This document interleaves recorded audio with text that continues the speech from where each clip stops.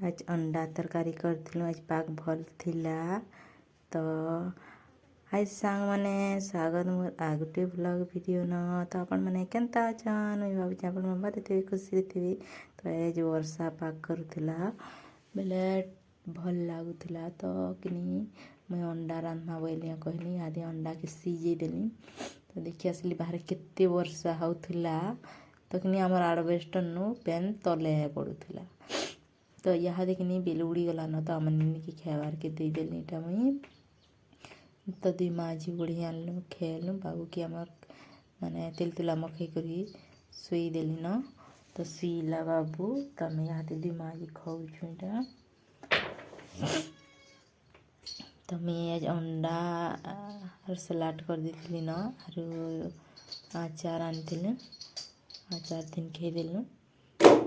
तो यहाँ तो भल लागुथिला न जल दुलाई नहीं रांधि न।